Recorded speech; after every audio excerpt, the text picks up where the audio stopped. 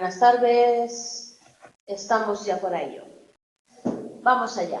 Bueno, buenas tardes a todos, seguimos, tema 6, aprendizaje y cognición en áreas de contenido. ¿De qué vamos a hablar aquí? Vamos a hablar de cómo se aplican esos procesos cognitivos de los que venimos hablando, cómo se adquiere el aprendizaje de diferentes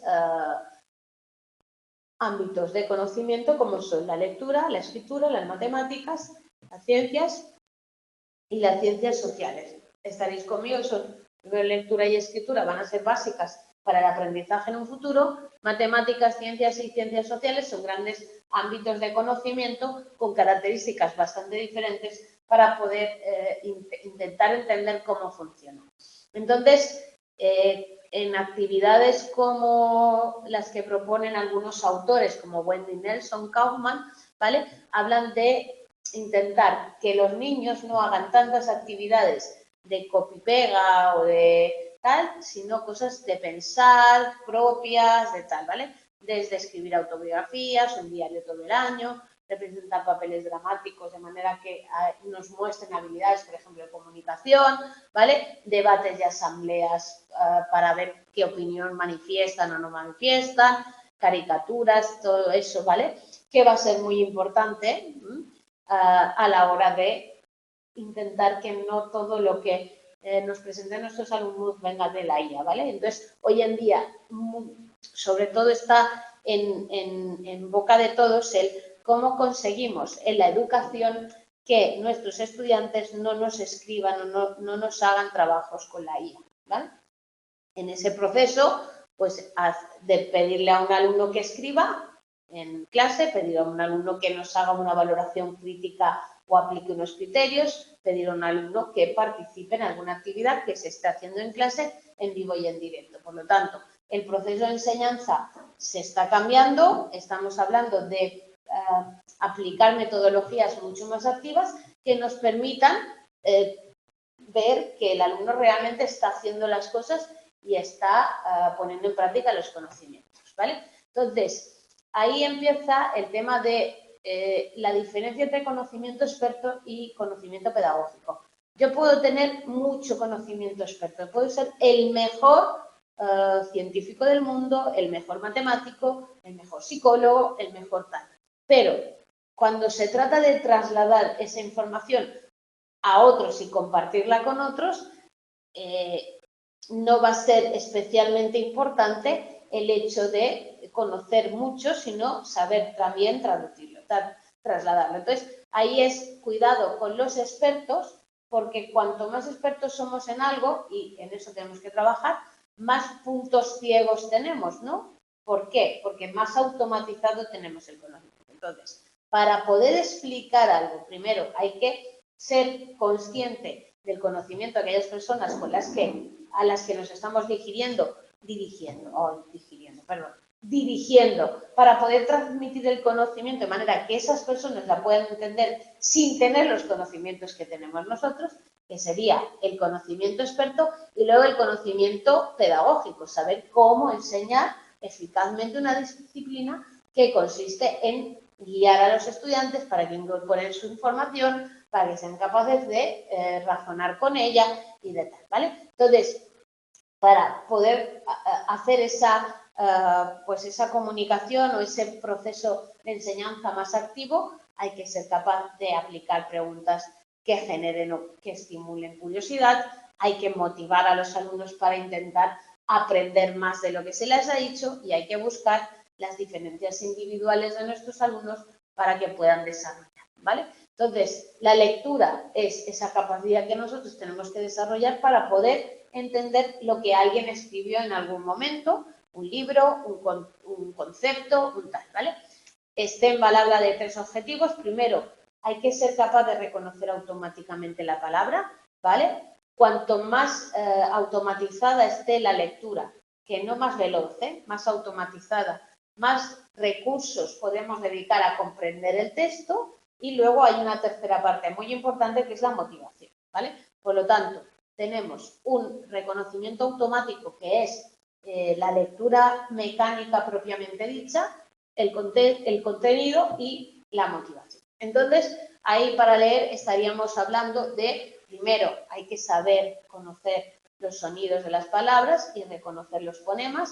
Luego hay que decodificar todo eso de palabras visualmente, grafemas que están escritos en un texto a sonidos, que es lo que podéis ver que se está haciendo aquí, y luego ser capaz de aprender ese significado y buscarlo en nuestro léxico mental, nuestro diccionario, donde están las cosas, ¿vale? Entonces, ¿cómo podemos enseñar a los alumnos a leer, ¿vale? Esas habilidades de lectura se tienen que ir desarrollando a lo largo de unos años, ¿vale? Estamos hablando de 5 etapas, de las cuales todas son importantes, ¿vale? Entonces, hay una primera etapa donde parece que no hay ningún tipo de afecto para la lectura, pero ahí empieza el tema de derecha-izquierda, y eso es importante porque tenéis que entender que la lectura tiene una orientación, ¿vale?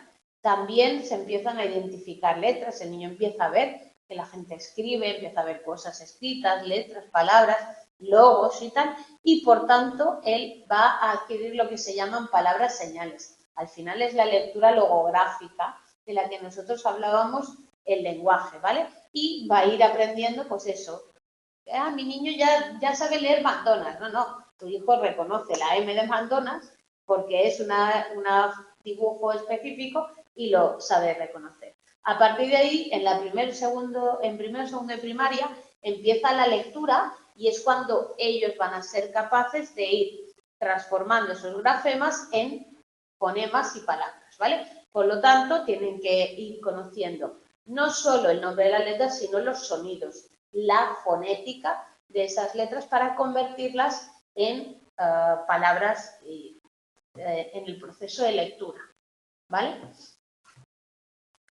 El ordenador me deja ver. Entre segundo y tercero de primaria va a haber una soltura para reconocer palabras individuales, es decir, se va a ir generando ese conocimiento de palabras palabras a través de pues, ir leyendo y tal. Luego hay que ir aprendiendo a leer de manera cada vez más ágil para incluso poder comprender, ¿vale? Es decir, esa primera lectura que es más automática tiene que dar paso, tiene que automatizarse mucho para dar paso a una lectura comprensiva. Ya no estoy usando mis recursos para descifrar grafema-fonema, sino que estoy leyendo, ¿vale? Luego tenemos entre cuarto de primaria y segundo, donde es información de texto, se lee para aprender, es decir, ya estamos estudiando, ya estamos leyendo para recopilar información, para comprender, y por tanto tenemos que tener la capacidad de gestionar esa información y no estar preocupados por el proceso de lectura, que si no se ha adquirido bien van a aparecer dificultades, ¿vale? Recordad que las dificultades principales de la lectoescritura van a aparecer en esa etapa 2-3 años, segundo, tercero de primaria, que si no se detecta, luego lo podemos diagnosticar en cuarto, quinto de primaria, que también ha pasado, ¿vale? Raro mucho más tarde, ¿sí? Y pues vamos a tener que hacer recuperación si los niños no han adquirido esa lectura. Pero también recordad, porque lo estudiamos en lenguaje, que la conciencia fonológica que se adquiere en la infancia también influye en la dislexia. De hecho, la dislexia es un problema de conciencia fonológica, como veíamos en lenguaje, ¿vale? A partir de ahí ya empezamos a ser lectores competentes y ya pues podemos leer muchas cosas, muchos materiales, incluso pues ser críticos y leer desde diferentes perspectivas. En los métodos de lectura siempre hay un debate en cómo enseñar a leer. Hay dos métodos, fonético y lenguaje integral, la vía grafema-fonema, la vía indirecta o la vía directa, aquella que era por recordar las visuales a partir de mucha repetición de lectura. Recordad que el lenguaje ya estudiábamos que hay que aprender los dos sistemas, que eso de a mis alumnos les enseño solo este sistema, ¿no vale? Son los dos sistemas, son complementarios y necesarios para una correcta lectura, como veíamos en lenguaje. Recordad que el fonético es aquel que trabaja de fonema de los grafemas a los fonemas. Estoy traduciendo los símbolos escritos en sonidos y que esa traducción va a ir dando lugar a que yo aprenda a leer, correspondencia, letra, sonido, y luego vaya automatizando y aprendiendo luego las palabras completas, sin tener que ir leyendo fonema por fonema. Pero recordad que cuando yo me encuentre con una palabra desconocida, una palabra en otro idioma, una palabra que tal, yo volveré a utilizar para leer esa ruta fonético que es más lenta, que es más uno por uno y tal, pero que también hace falta para seguir leyendo. Luego está el lenguaje integral, donde pues se hace esa lectura, donde la lectura es por significados y ya no tengo que pararme cada fonema, sino que al ir leyendo muchas veces las palabras se me quedan enteras y no tengo que ir tal. Cuando vosotros leáis, os podéis fijar y veréis, si habéis hecho psicología del lenguaje también, que ya no tenéis que pararos a leer grafema por grafema, ¿vale? Entonces, ¿cuál es el mejor método? Ambos. Es necesario recalcar esa enseñanza fonética, porque nos hemos empeñado en eliminarla y no se puede.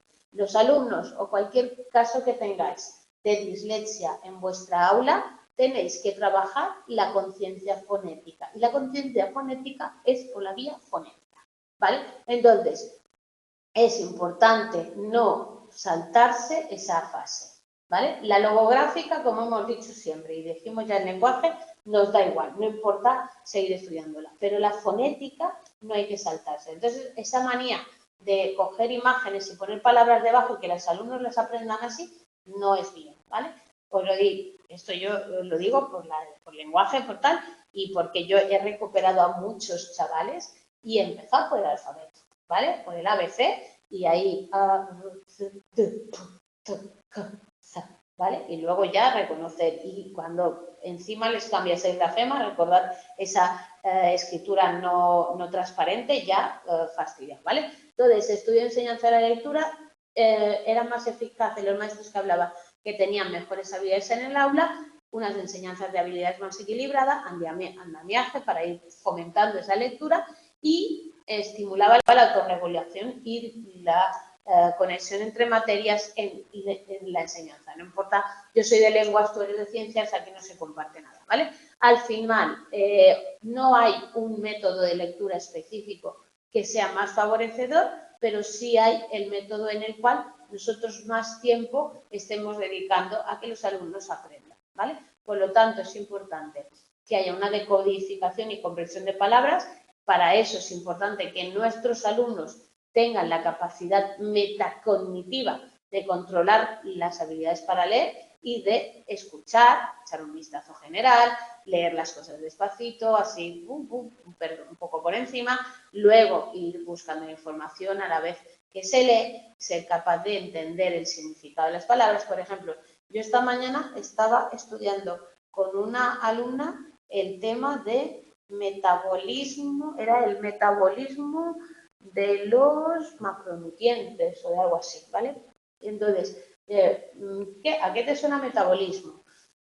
Sí, al desgaste y tal. Bueno, y pues no sé cuáles son. Bueno, pues entonces, ¿qué son los macronutrientes? Pues un tipo de nutrientes, qué tal, qué cual, ¿vale? Entonces ya empezamos a leer. Entonces, la primera palabra que ponía no sabía lo que significaba. Entonces, eso es no poder comprender un texto, ¿vale? Entonces, hay que insistir a los alumnos y a los lectores que si hay una palabra que no entiendan, mira que lo hacemos, ¿vale? Pero ellos siguen leyendo y repitiendo, como que les suena y ellos quieren memorizarlas, ¿vale? Entonces, un poco vigilar toda esa comprensión para que los alumnos sean capaces de traducir esas palabras a algo que entiendan y si no, de buscar qué quieren decir esas palabras para comprender, ¿vale?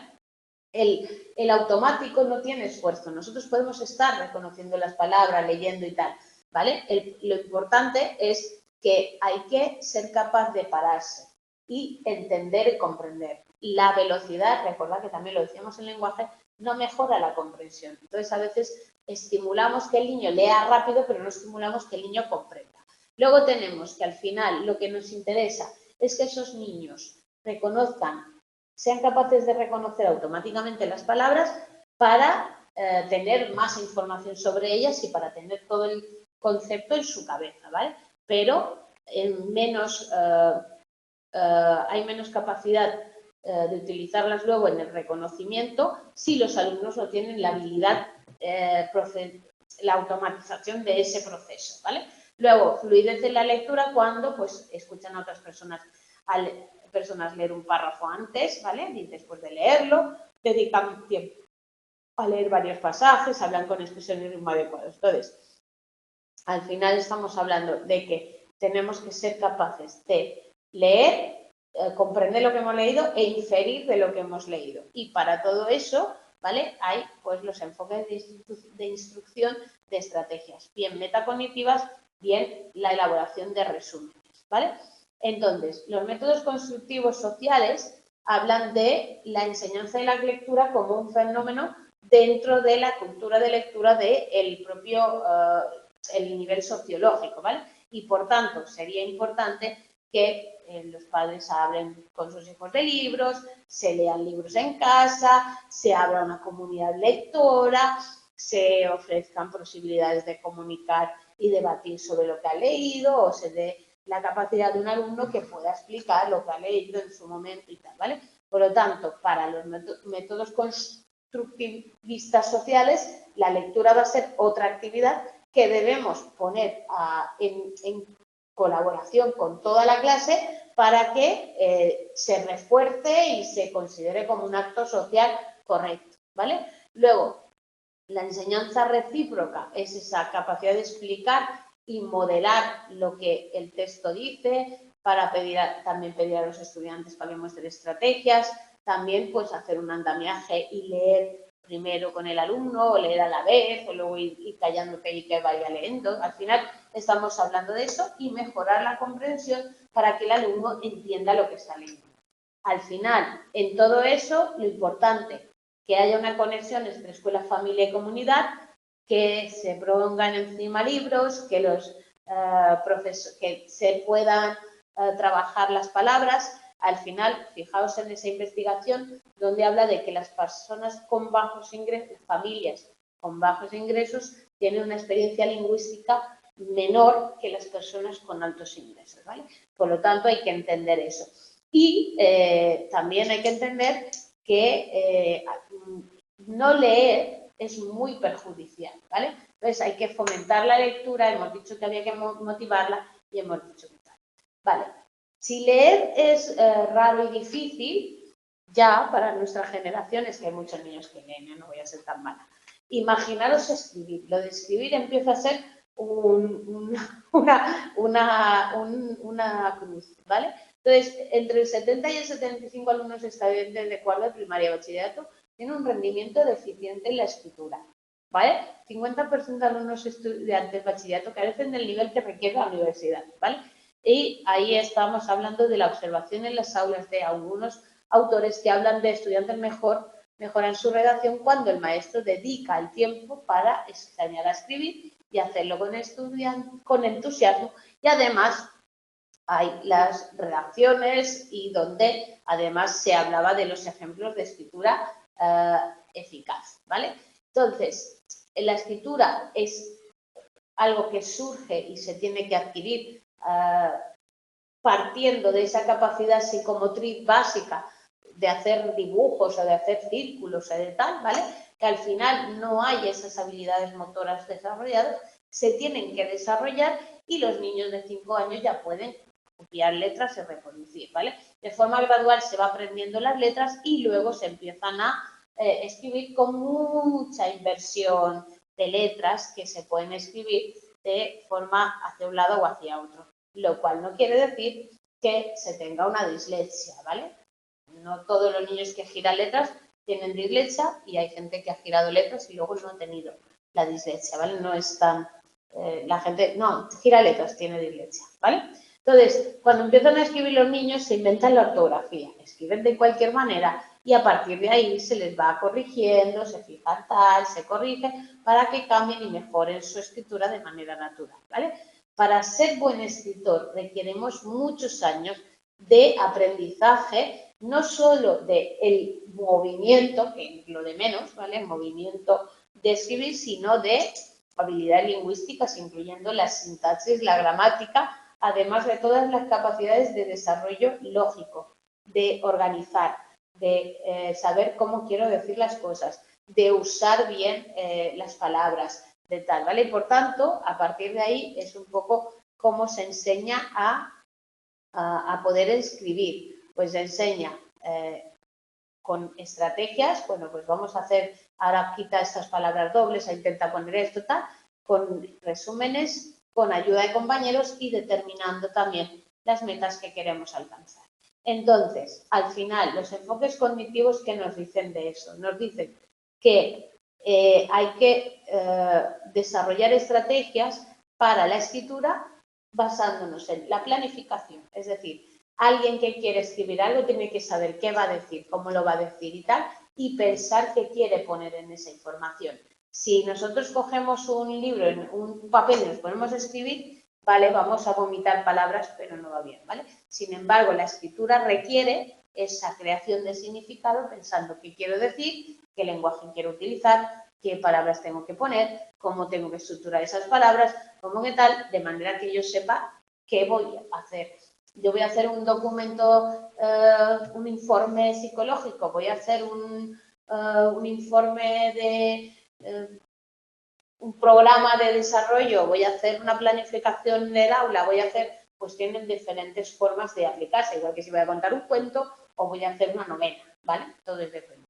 Entonces, las personas que pueden tener buena redacción entienden y aplican que hay que hacer borradores, que la primera redacción no es la buena, ¿vale? También pensar que ahora estamos muy acostumbrados al WhatsApp y escribir como así directamente y tal, y parece que no, pero cuando uno escribe un mail, y muchos de vosotros lo entenderéis, hay que leerlo, revisar, a ver si me entenderán, si está clara la estructura, si tal, ¿vale? También aprovechar la crítica para mejorar. Yo me acuerdo la primera vez que trabajé en un sitio que estuve al menos 15 días escribiendo sobre un documento que me dieron y me hacían escribir y me tachaban y me volvían a hacer escribir y me hacían cambiar las cosas y tal. Yo nunca, no entendí muy bien, bueno, sí luego, con los años, ¿vale? Pero aquel primer mes, porque luego ese trabajo se rompió delante de mí. Es decir, la persona que nos lo hizo hacer lo rompió. Éramos dos personas, 15 días trabajando así, corrigiendo, recorrigiendo, escribiendo, reescribiendo y tal.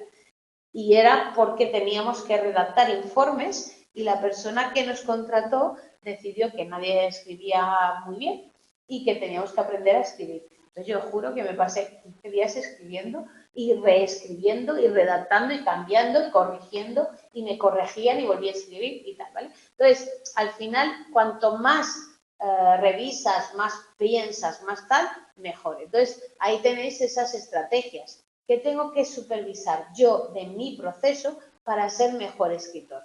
Primero, la preescritura. ¿Qué quiero poner en mi texto? ¿Cuáles son las líneas? Luego, planificar, revisar y corregir eso. Entonces, lo que se dice muchas veces, no mandéis nunca un primer escrito. Coger el escrito, revisarlo y corregirlo, ¿vale? Luego elaborar un resumen para ver si lo que estoy diciendo es correcto, incluso combinar y cambiar y poner más cosas o darle vueltas a los enunciados que estemos poniendo, ¿vale? Los constructivistas que dicen que para escribir se puede uno relacionar con su cultura y buscar ese contexto social de la escritura. Estudiantes que quieran participar en concursos, mandarlos a compartir ideas, que una estudiante revise lo que ha escrito otro o continúe una historia, tal, de manera que se dé ese significado a las reuniones de la escritura para que tanto maestro como estudiante puedan buscarle un significado personal a esa relación. Pues un poco eso, vamos a un sitio, escribimos una historia, la revisamos, volvemos a poner y tal, ¿vale? Y la colaboración y revisión entre compañeros, ¿no? Como podríamos pues ayudarnos a corregir, ver los textos que hemos escrito, intentar escribirlos mejor y tal. Hoy en día, a través de Google, de Google Drive, podemos escribir todos en un mismo documento, podemos ir revisándonos cómo escribimos, porque a veces está claro que cuando uno escribe algo puede parecerle que está muy claro, pero a lo mejor viene otro detrás y no está claro lo que tú estás diciendo, porque la lectura, vuelvo a decir, es una interpretación, hay una inferencia y por tanto no todo el mundo. Entonces está muy bien que podamos jugar a, pues yo he escrito esto, tú qué entiendes, yo entiendo esto, pues no, yo quería decir lo otro, y así aprendemos de manera colaborativa a qué es lo que realmente tenemos que aprender, ¿vale? Entonces, hay que estimular la escritura positiva, sed, por favor, en eso insistentes, que con lo de los ordenadores, lo de lo dicto todo y ya no escribo y tal, es pues un poco raro.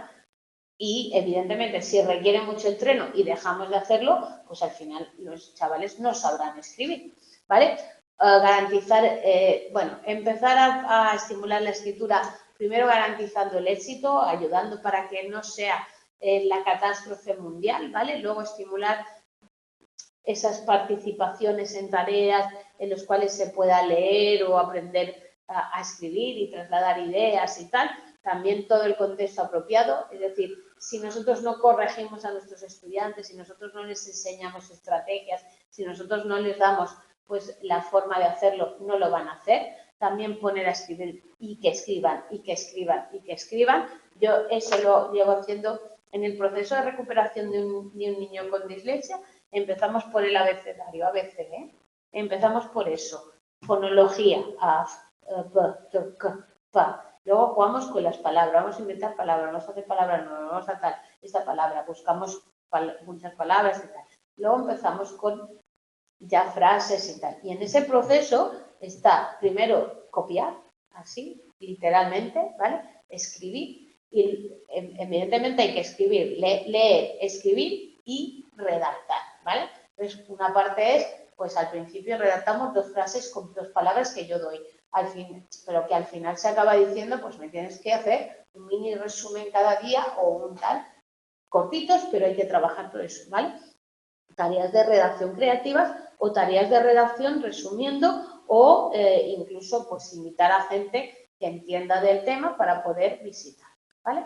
Entonces, el tema de las matemáticas, que es la asignatura terrible para muchas personas, bueno, para los niños con dificultades de la lectoescritura ya hemos acabado con eso, tal. Recordad que hay muchos niños que tienen trastorno en la lectoescritura, trastorno también en matemáticas, ¿vale? Entonces, y también al gramatismo y cosas de esto, ¿vale? Entonces, las matemáticas sufren un gran cambio por ese nivel de desarrollo, ¿vale? Al principio esos conceptos básicos de matemáticas no parecen tan complejos, ¿vale? Entonces parece que los niños saben contar números de objetos, saben tal, ¿vale? El problema es cómo ya luego vamos a utilizar o vamos a aplicar todo eso.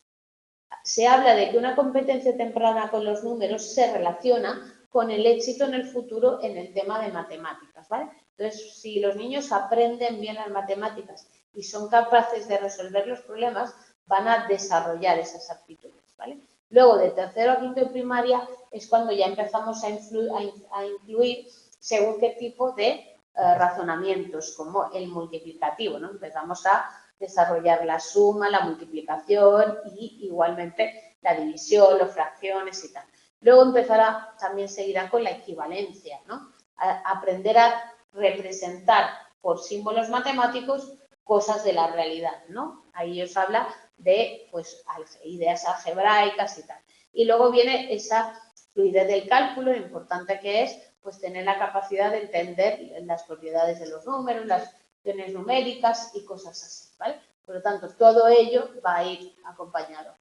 De sexto de primaria a segundo curso de secundaria es cuando se adquieren esa álgebra y geometría, se prepara a los estudiantes para incluso resolver problemas más cuantitativos. Hay alumnos que comprenden lo que han aprendido, pero hay otros que no, que memorizan sin más bueno, esto se hace así y ya está, ¿vale? Entonces, cuando alguien habla de esto se hace así, no va a ser bueno en matemáticas, no está entendiendo la lógica. Y luego tenemos cómo podemos aprender a aplicar esas lógicas a contextos reales, de manera que, y es lo que se fomenta cada vez más, que esos procesos de aprendizaje de las matemáticas no queden como mero cálculo de resultados, ¿vale? Sino que, bueno, si yo quiero hacer o para poder calcular el ángulo que tengo que utilizar para cortar no sé qué y tal, pues eso es un ángulo y entonces hay que estudiar los ángulos, hay que ver las tal, ¿vale? Entonces todo eso,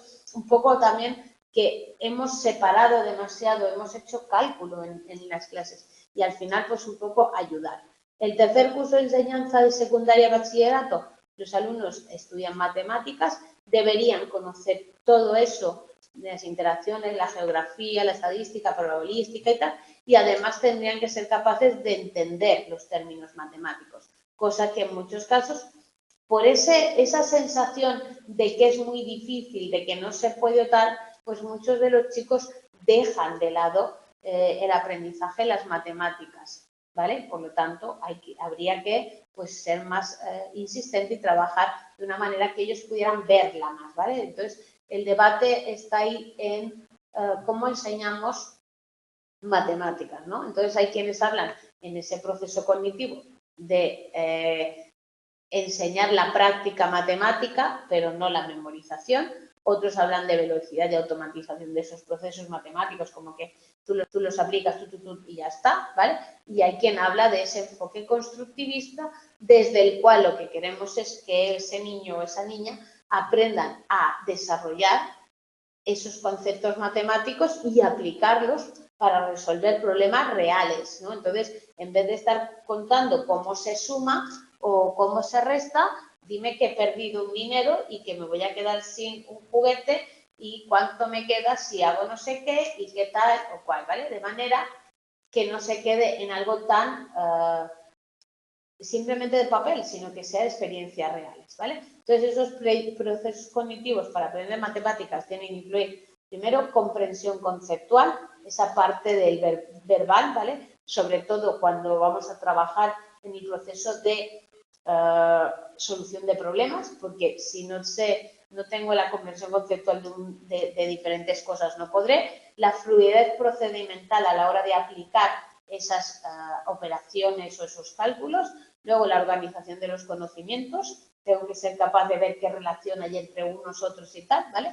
Luego, toda la estrategia metacognitiva siempre va a ser importante para el aprendizaje, porque va a supervisar cómo nosotros aplicamos nuestras capacidades y nuestras habilidades y nuestros procesos cognitivos a cualquier operación.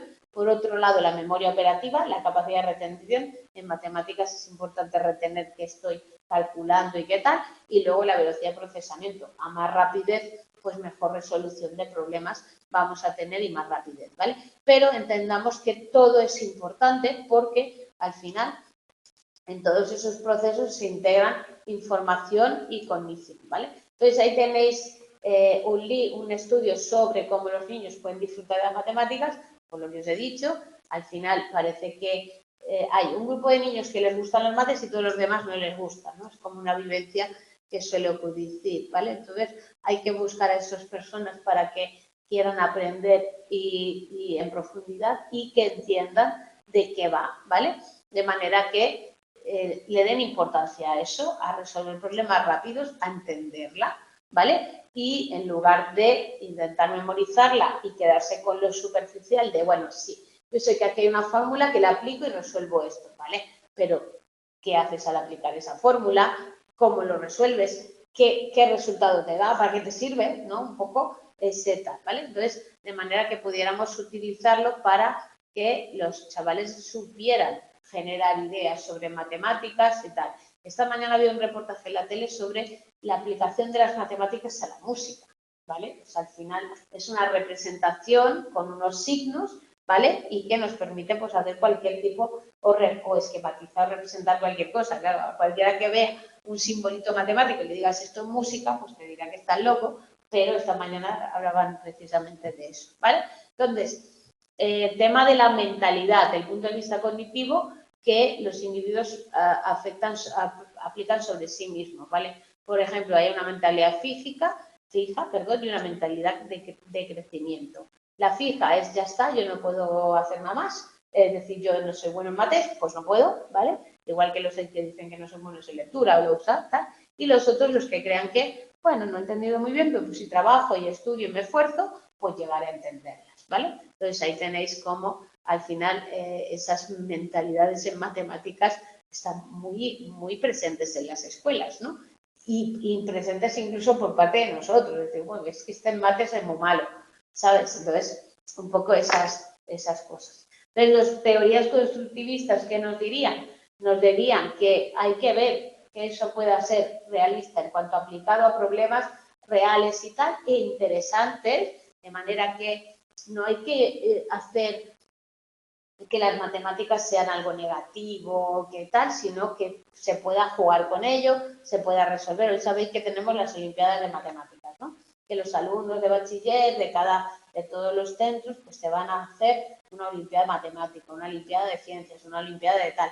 Es una manera de dar juego a esa capacidad, ¿vale? De entender cómo se relacionan con otras cosas, pues con la música, con la escritura, con la lectura. ¿Cómo puedo ver yo una relación de matemáticas y eso, ¿vale? Tomar en cuenta qué información tienen nuestros alumnos para poder solucionar problemas y también incorporar la que no tengan, ¿vale? De manera que ver un poco algo más social, más interactivo, más de oportunidad, que no sea sentarme ante un texto, hacer cuentas y cálculos, que es lo que realmente hacemos. Yo tenía un compañero que siempre me decía que es que la escuela no enseña matemáticas, enseña cálculo, porque les enseñan a calcular cosas, pero no a entender los conceptos matemáticos, ¿vale? También hoy en día están esas cosas que se llaman nuevas tecnologías o tecnologías que incluyen ordenadores, pero también las antiguas tecnologías, que son nuestras calculadoras, que al final es que hay muchos países que están recomendando y otros que la están prohibiendo, entendiendo que primero hay que entender o calcular o saber hacer según qué cálculos matemáticos para luego poder utilizar pues esas estrategias o esos ordenadores o calculadoras. Es un poco reflexionar. Todo lo que no ejercites en el cerebro, todo lo que no se ejercita en el cerebro, luego el cerebro no tendrá desarrollado todo su potencial, ¿vale? Entonces, ya no es una cuestión de estar a favor o en contra de que los niños puedan usar la calculadora, ¿no? Es que todo el rato que usan la calculadora ya no están aprendiendo o ya no están generando recursos. Entonces, pues, puede ser que después de unos años que tú has trabajado o has escrito o has tal, puedas utilizar todos los recursos que te faciliten, ¿vale? Pero que no seas capaz de aprenderlo, pues yo siempre apelo a que, y como hemos ido diciendo, el aprendizaje supone una modificación en todo el tema cognitivo y cualquier cosa que se aprende es una conexión nueva, un nuevo desarrollo de potencial, un desarrollo de cosas. Entonces, no enseñar o no hacer que los niños adquieran un aprendizaje, pues estamos bloqueando o yendo en contra de esos niños. Vale, estrategias de matemáticas. Primero, enseña a ser competente, ¿no? Y el procedimental y conceptual de las matemáticas. No se quede en darle un cálculo. Ayúdele a saber cómo se pueden resolver esos problemas, el lenguaje matemático, los conceptos, cosas que luego esa persona, ese niño, ese adulto puedan aplicar para resolver, ¿vale? Luego, estrategias metacognitivas de por qué no lo entiendo, cómo puedo hacer para entenderlo, qué es lo que me falta, qué es lo que no me falta, tal, esfuércese por hacerlas interesantes. Luego tenemos la tecnología, que también es aplicable, ¿vale? Conexiones con los padres, ver un poco dónde podemos inscribirnos para buscar recursos que haya en Internet o tal, ¿vale? Y todo eso.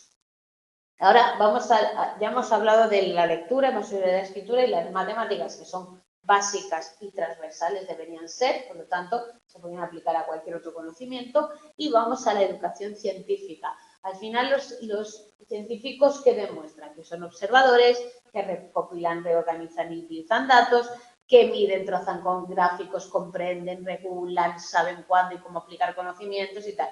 Por lo tanto, serían habilidades que sí aplicáramos en la escuela, igual los niños podían desarrollar ciertas cosas, ¿vale? Entonces, al final, el tema de la ciencia como tal, una educación científica, promovería ciertas habilidades que hoy en día no se promueven hasta niveles muy superiores de estudio, pero que podían ayudar a los niños, pues a eso, a ser más, pues, con más ganas de aprender algo, con mayor interés y tener, pues eso, mayor curiosidad, perdón, ser más curioso, querer averiguar cosas, querer tal, ¿vale? Entonces eso, hoy en día aplicamos ciencias en según qué áreas del conocimiento y estamos intentando pues que ellos hagan experimentos, vayan al laboratorio, vean cosas, ¿vale? Y por tanto es importante entender un poco eso.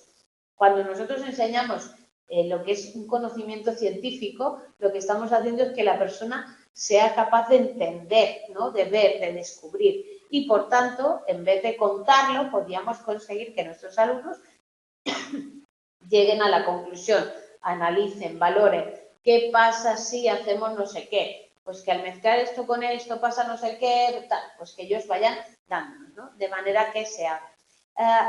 Se critica a los centros por no dar o no enseñar en ese sentido, de manera que no se permite pues ningún tipo de conocimiento independiente, ¿vale?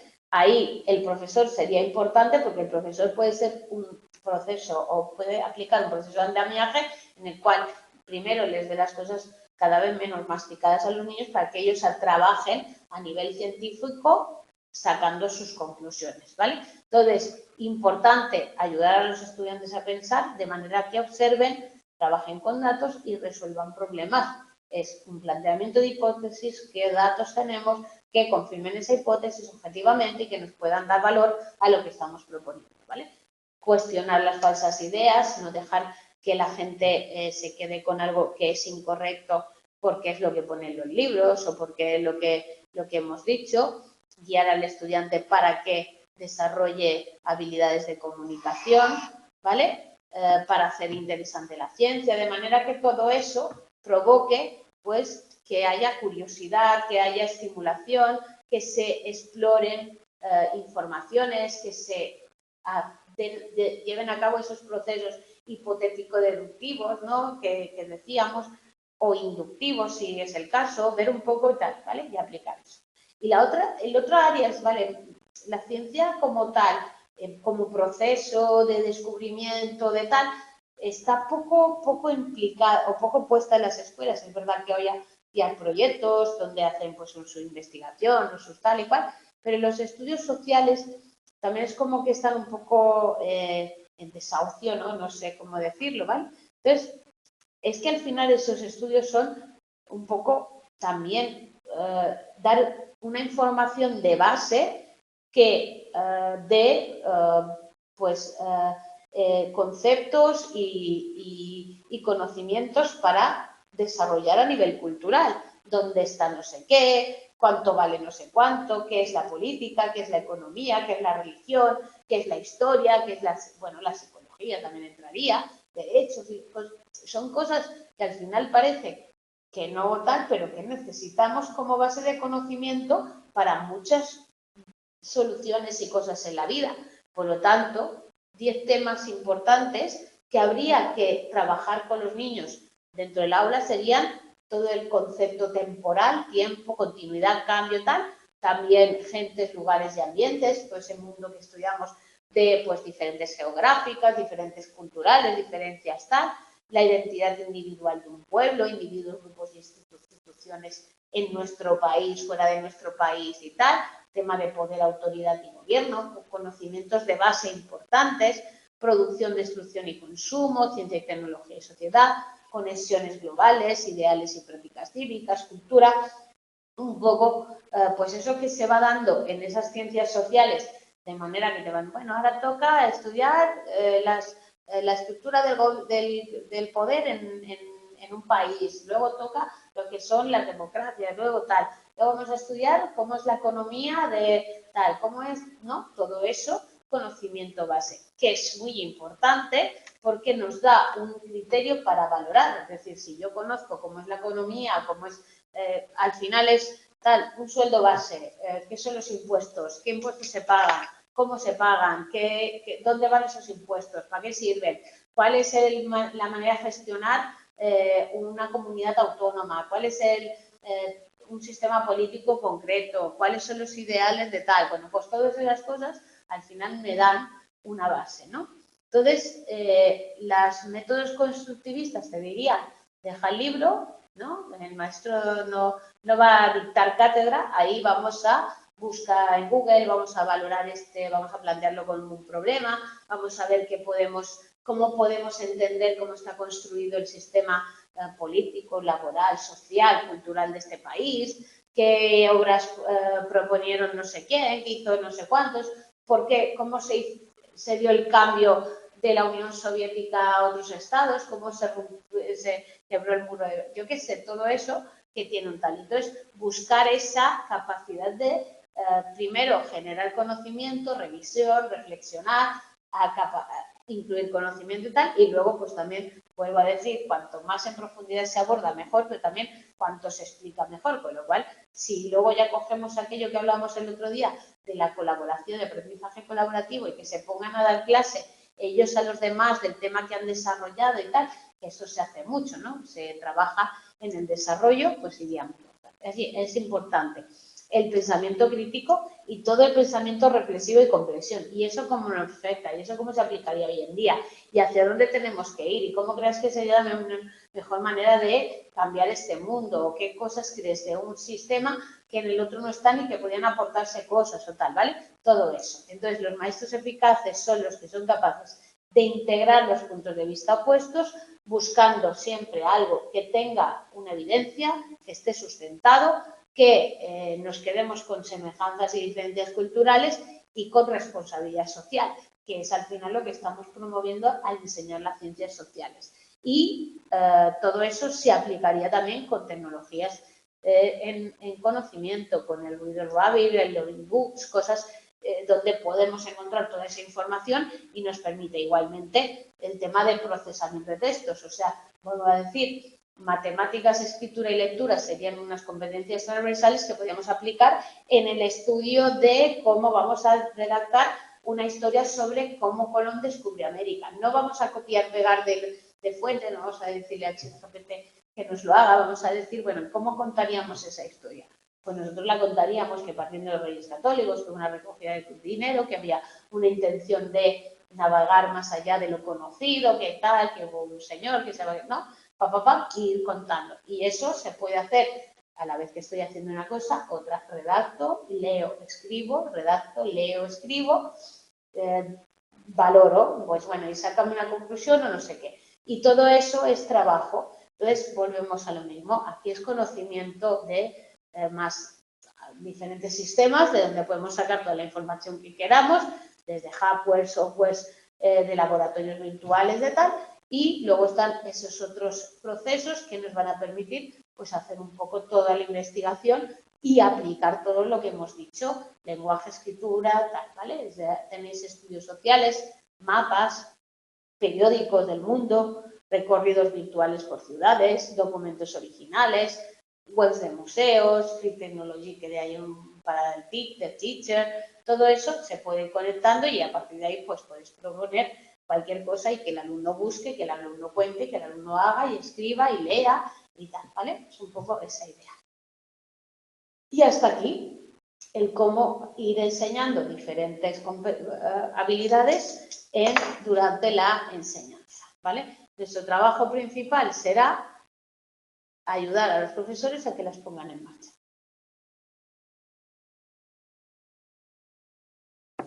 Bueno, pues hasta aquí llegamos. Como le decía a vuestros compañeros de la tarde, nosotros nos vamos de vacaciones y vamos a tener y volvemos el 28 de abril, ¿vale? Y con el tema 7 y luego nos quedarán 2 clases más, el 5 y el 12 de mayo, ¿vale? Entonces, os deseo buenas vacaciones de Pascua, que disfrutéis, que descanséis, que sea todo muy bueno. Darle un poquito de ir leyendo y estudiando las asignaturas, ¿vale? Y pues nada, nos vemos en dentro de 3 lunes. Feliz Semana Santa, buenas vacaciones a todos. Gracias.